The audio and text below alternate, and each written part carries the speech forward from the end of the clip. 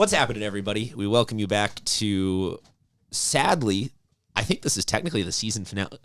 Yeah. We welcome you back to the one season finale in TV where we're not going to leave you on a cliffhanger. We're not going to kill off any characters. No marriages are going to...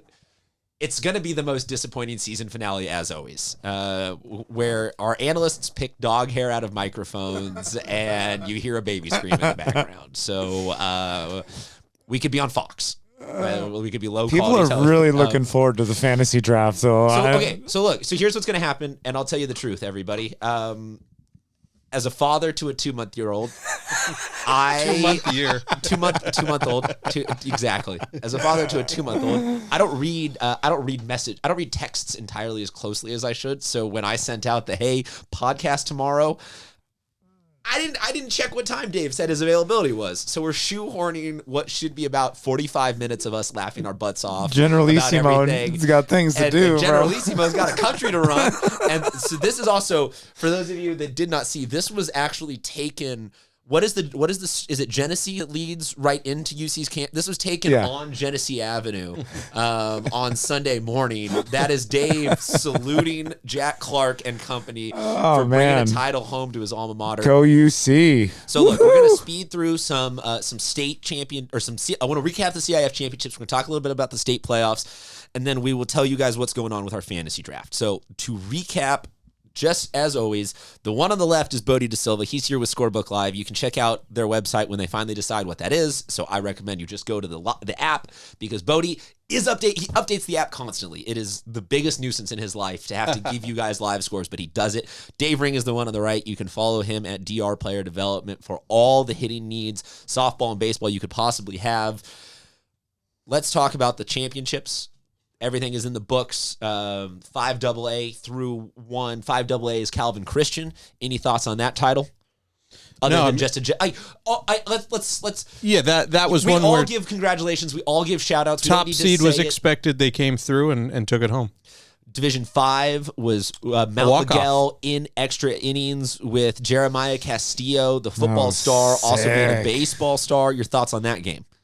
Yeah, no, I'd picked Kearney in that one, but that one came down to two public schools making it out of D5. That was kind of what we expected, and one of probably the best ending of the whole weekend too. So a walk-off bomb. There's no really better way to end it. What a swing, dude! Absolutely, swamp donkey, the biggest swamp donkey of the year. Yes, is there a bigger swamp donkey? Opportunity. That was so cool. All right, the Division 4 game was, as we said, behind us. Generalissimo Ring and company receiving their CIF title.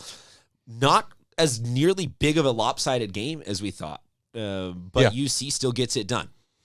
That game was tight. They did, and talking to Jack Clark after, he pitched his 6 innings, but even then he had some pitches left, but he knew, he's like, I was out of gas at that point. They came in, they got the save there, and yeah, they're a team that's still alive. So maybe they can take home 2 trophies. A couple San Diego teams still alive. That's pretty impressive. Get to the state playoffs. The UC one, to me, I was extra impressed because we had slated that one as going to be a blowout. So as we saw Imperial keep it close later in that game, I was thinking, oh no, this is starting to favor Imperial. Yeah. Because UC probably was expecting a blowout, so Imperial is one bunt or air or double or something like that away. That's what I expected Imperial to be really tough. I wasn't saying they weren't tough, but like we just thought UC was going to roll. Run with everything all year. But yeah, man, Imperial is a really good squad. That was a really impressive run for UC. And Imperial had to use a couple big time pitchers just to get to that final. Yeah, exactly. But they also showed we have a lot of pitching just in general to keep that game really close. So. Division 3 was Valhalla continuing their win streak to that made it 17. They have now gone to 18. They kind of like Calvin Christian, it was chalk. It was the 1 seed rolling through, but I thought that Dave, you're just seeing this. Just laughing at the bottle. We got a drinking problem here in this studio. The 1 seed Valhalla continues to roll, and I said the Cinderella story continues, and I was getting some pushback on that. I guess that I define Cinderella not just as an underdog, but as a school that has not had a winning streak like this in damn near 20 years having a winning streak like this. Your thoughts on the Valhalla Championship? Yeah, no, I mean, credit to Mira Mesa to having to come through that first round, then to get to the double elimination and not needing it, going out to Southwest and beating them a couple times there and beating San Ysidro. Yeah, I mean, Mira Mesa showed, and Mira Mesa's got a lot of young talent. I know we talked as Dave about, Brink said, Mira Mesa's already in his top 5 for next year. Yeah, man. I think it's Dynasty. it's so impressive of how this Valhalla team has come together since you can't really lose by more than 19 oftentimes, and to put together the streak they've done since then, it just seems like how is anyone going to beat them in state playoffs? That's what it feels like right now. Division 2 game was Point Loma. The head of Point Loma's Ministry of Propaganda will be back any second now to remind us all that game was amazing and insane. And it feels weird to be disappointed about not having a no-hitter. Yeah. But you took it into the 7th, and all I can say is it's crazy that it's taken this long for Point Loma to get back into the finals. But what a way to win it.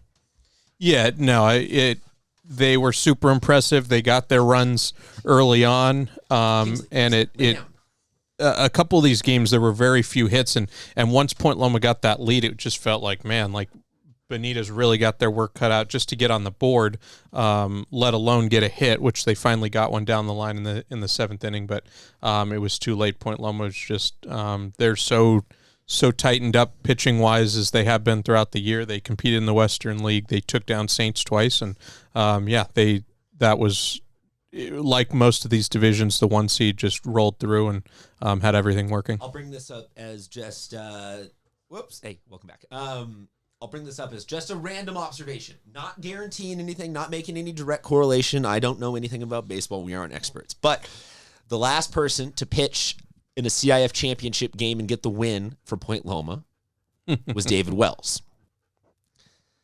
Matthew Garrison threw a better game in his championship than David Wells was. So we don't know that. Well, so I don't have a box score. There's no way it wasn't. It wasn't. We had the final, didn't we? Didn't Maffey have? I thought Maffey had the final score, and it was like 4-3 or something like it. I will check on that, but yeah. But needless to say, this to me signals that Matthew Garrison is destined to throw a perfect game in the majors someday. You might be. I don't know anything. I'm not saying it's gonna happen, but it seems incredibly likely that if I had another year of high school. That if I had to go to Vegas right now, I would put $100 on someday Matthew Garrison will probably throw a perfect game in the majors, and it'll just legit. Also, call. Can I just say it'll most likely be for the Yankees? You ask me why? I go because two other guys from Point Loma have thrown perfect games for the Yankees. It makes no categorical sense how we're at that point, but Matthew Garrison, perfect game for the Yankees, collision course. That's all I have to say. The D1 game, let's move on to that. Wow. You seen the scene in Major League 2 with the Japanese player they bring over where he says, "You have no marbles. No marbles." Kyler Dufek, you have marbles. You have big marbles. That kid came in to close out the game against LCC with a strikeout, and then he comes in to get the save, and basically, hey Kingsley. Kyler, you ruined my perfect clippable soundbite, Kingsley. Kyler Dufek comes in to basically seal the deal as an unfazable closer and wins what was a game that you got all your money's worth in 1 inning alone. Yeah, it got shaky late. Poway's getting their guys on base, and a hit batter, a single, a pop-up, a ground out. Next thing you know, they're loaded, and Poway's only down 1, and they walk the bases loaded to get that out, and Kyler comes up with the out. A little 3/4 guy, huh? Like a it's like a Scherzer from the side almost. It's not without the velo. It's not 90s velo at all, but he faced 5 batters. It was on 12 pitches, and he got the outs he needed to get them their title. So, and that's third title for San Marcos in 8 seasons. So I heard he just basically said, "Here, I'm going to throw the third out, and here it comes." Yeah. I mean, he was not phased in any way. in any way, shape, and form by that moment. Like there are guys that you see rise to that occasion. There are guys that you see shrink to that occasion, and then there are guys that you see injecting that occasion into their veins because they are just addicted to it. And like you said, Bodie, to not walk up there with 96 and gas and be like, I can just overpower it, but just to have the irrational confidence. You're not barreling me at all. Anything I can throw will move just enough to the up, down, left, or right that it's beautiful. That is high school baseball. That is a guy using all of his tools. I always cringe when there's a pitching change in high school baseball and a kid comes in with guys on base because it's just a tough spot for a reliever here. Because oftentimes, if he's a reliever, like he may not have that stuff to get multiple innings, whatever it is. Guys on base as it is. He came up in the biggest moment and a CIF title at the Division I level. Marbles. Marbles. Open division. This one, you saw the meme. Torrey Pines has won an insane amount of these and continues to win more. They kind of handled RB wire to wire. Yeah. RB was not at 100% strength. Yeah. So I don't want to say that was a true reflection of how that game went, but I also don't want to discredit Torrey and say that like, oh, they only won because of X, Y, or Z. It was a really good team, and I have no complaints about our open division champion being a good representative of who the best team in San Diego is. Yeah, I think the spotlight there I would look at would be Brendan Miller. This is a kid pitched and didn't have great numbers as a junior on junior varsity last year. Now he's finishing the year with an ERA under 1.4 as a senior, going against big time names. Strikes out 9 and 6 innings against Rancho Bernardo with 1 run.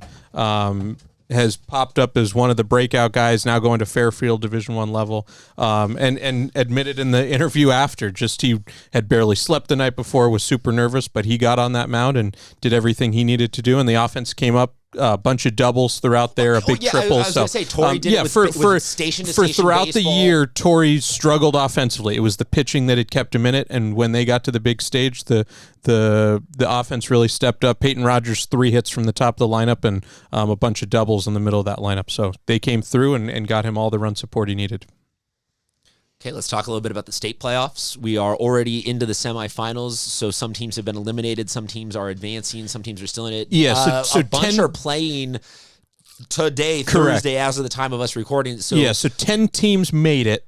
5 won their first, 5 lost. So pretty simple Bodie, that just way. give us the dial-in on who's going to play, because by the time that the vast majority of people are watching this, those Thursday games will play, so I don't need analysis on the Thursday games, but just who is in the state semifinals right now. Yeah, so the 4 Division I teams were all eliminated. So later on today, Poway will be making the over 200-mile trip north to take on Liberty of Bakersfield. In the Division II bracket. Poway will be joined up in Bakersfield by Point Loma. They will make the much more than 200-mile trip up to Bakersfield Christian, expecting a great pitching matchup there. Road trip.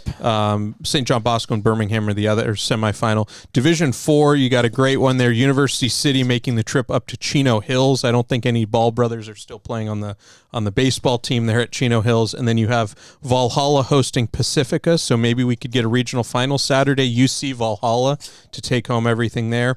And then in Division 5, you've got Mount Miguel making the trip up to Azusa in their regional final, or regional semifinal. Love it. And guess where you can get updates on all of those games? Yes. On the SB Live Sports app. You sure can. I will be putting scores in there, and hopefully we'll get a regional final in the county on Saturday and look to go see it.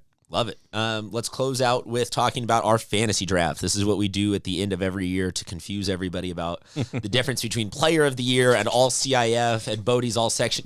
This is none of that. Yeah. This is the three of us having very different beliefs and stances on what makes a good baseball team. You want to mold it. And liking to just throw it out there that like, hey, these are the guys that I like. These are the guys that you like. And it means nothing. So we just hope that you guys enjoy it. As was discussed previously, I made an oopsie on the time and scheduling on this show. So the teams are not like the draft is in progress right now. We've literally during the show been texting each other names and selections. The only two things that are for sure is Dave's team name is Team Swamp Donkeys. 100%. Swamp Donkeys. I might zag and go with sack bunts only. Sack bunts only, Team Swamp Donkeys, and Bunch of I'm going to POs go on with your team? I'm going to go. No, I wanted to go the OP'd POs, the overpowered pitcher onlys. Okay, so Bodie's team can hit. We're gonna walk, steal, bunt them over, and then maybe steal They again. can. We we might just my team might just be all hail Generalissimo ring because I love this photo. This photo might be the backdrop on my phone for the next couple of weeks. So look, let's talk about it this way. We have a couple minutes before the show ends, and I just think it'll be fun to end on a note of let's talk about some of the names that have come up in the draft and guys that we're excited about and guys that you all might think might wind up on your team and are on your draft boards because we can then pitch it to, hey, everyone go check out the final products of all these and hit the team, vote for the team that you like the most. I'll say this as we close out the year, Dave, you can maybe take a crack at your team first because you are the Swamp Donkey master. You can talk about maybe who was our home runs leader and or some of the guys with more of the jacks. Bodie, if there's anybody big on your team, just let's talk some names in the closing couple minutes that we have before we say goodbye for the 23-24 season. Sweet. My infield has to have at least 4+ home runs. So if you're on my team and my pitchers, so you got to hit more than 4 home runs to be on my team. So I like an infield that looks like Levi Ham, Jack Circuit at second base, Ham at first, Harrington at short, Alex Harrington, he's from Cathedral. Tyler Arnold, RB, he'd be my third baseman. I do like Darren Lopez. He's caught some no-hitters, so he'd be a guy that I'd have at behind the dish. Jack Haferkamp, SFC, Max Farrell, San Marcos, and Eli Selga. These guys are all really tough outs, man. I got a chance to watch a lot of these guys at the end of the year, and that would be kind of where I put my outfield at. DH, I got J.J. Moran at San Marcos. This guy is as strong as they come. It hits the ball as hard as you can find it on the field. And then pitchers, obviously, you guys got to hit bombs too.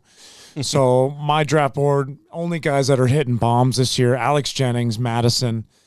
He hit like 5. Antoine Simpson at And shout out to him. Christian and I rode the elevator. We saw the Madison guys working the grounds crew at Fowler Park. What's up, my people? What's up, my people? Yeah, that's what I'm talking about. Alex is a good dude, man. Antoine Simpson would be my number 2. He's at Helix. He hit like 7 this year. And, of course, Talon Gardini, Patrick Henry, hit I think 5. I mean, dude's a monster on the mound, at the dish. My team is stacked, guys. Team Swamp Donkey. That's what it would look like if that's what you're aiming for in the draft. That's your specific draft. That's my board. That's my number 1 board right there.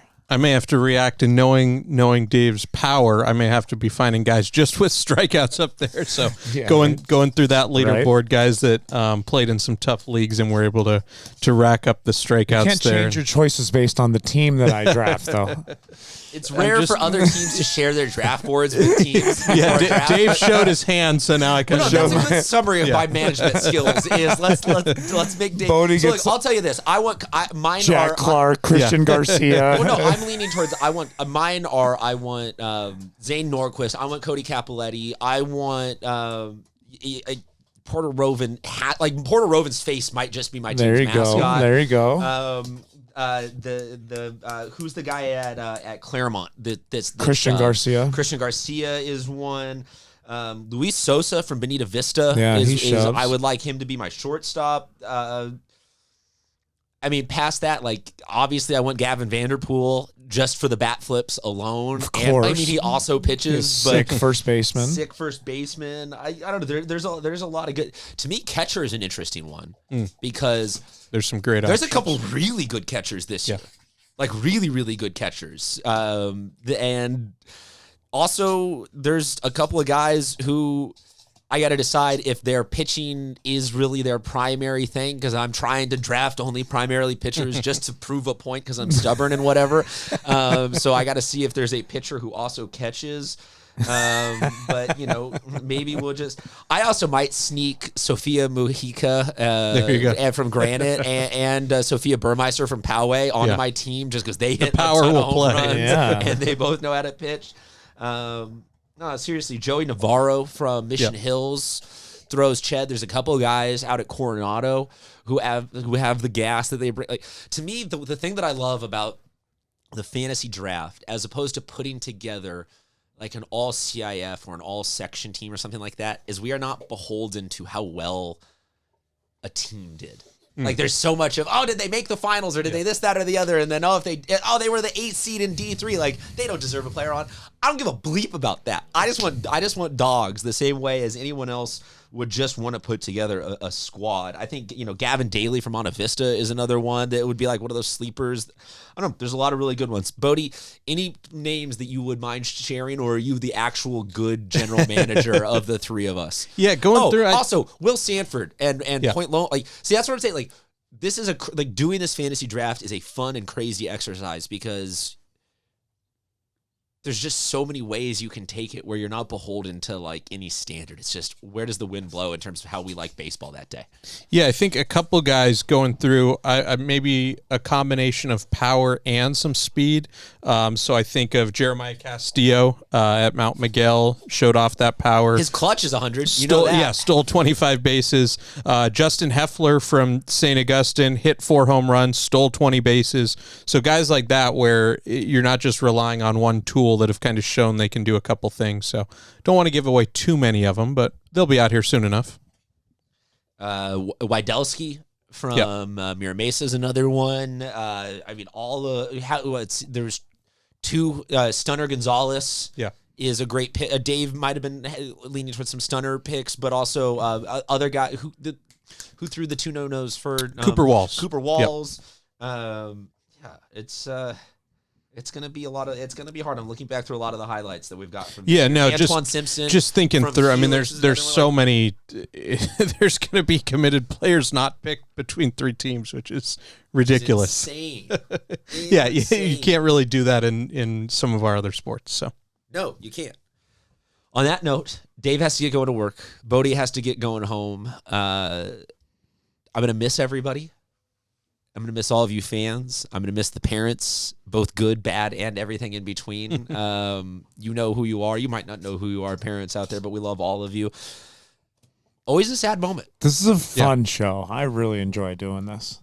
It's like I enjoy that you enjoy doing this because mental health. Well, no, but because this was just a random, hey, I'm starting a high school thing. 8 years ago. ago. Somebody, and you're like, Is that what it was? I know me. I was like, maybe I'd like to do that. And now, from a random text 8 years ago, we have memes of you as a generalissimo. And I get I've been getting all the love and all the DMs from the parents this year about how much the show has meant to just people that watch. I mean, Jack Haferkamp's dad texted me, it's kind of a sentimental, hey, appreciate you guys, right? Okay, like that, you know what? That was end of the season for us. That'll be the final episode. That'll be the title of the final episode. Really cool it's stuff. Jack Haferkamp, we're going to miss you. Yes. And your dad, thanks for the love, man. I mean, the text, that type of stuff is not only the reason we do this, but no, it's fun cool. Just out at different games and parents will just say we appreciate the show and just the love that we try and bring to baseball, because baseball, it is our best sport, and it definitely gets the least coverage. It's not the Friday Night Lights. No, it doesn't get the least coverage because we have this show. But correct, yes. But yeah, as a whole, media. as a whole, I mean, people always look to the football. It's one night a week, and basketball goes on for a long time. You're in the winter months. You get vacation, the tournaments, whatever it may be. But look who's getting drafted. Look who's making the major leagues. It's Well, and I'll say to that note, on the way that both of you guys had said, it's fun to have people talk out there. It's fun to know that the overwhelming majority of you are in on the joke with us. Obviously, between having bottles of formula, a dog's butt, and me. Hey, you have 75,000 Instagram followers because of your baseball acumen, and Bodie gets like 200 million page views a year. Like, we are legitimate experts on this, but we don't hold ourselves in enough high regard to do this in any sort of pretentious way. So we do really appreciate that the overwhelming majority of you give the love back and are in on the joke with us and are people that make us want to keep doing this chaotic and disorganized but overly fun show that just is a labor of love, but it's because we feel the love back from you guys. So until next season, Appreciate you or guys. until we get bored and just decide to do some other podcast, we will talk to you guys soon.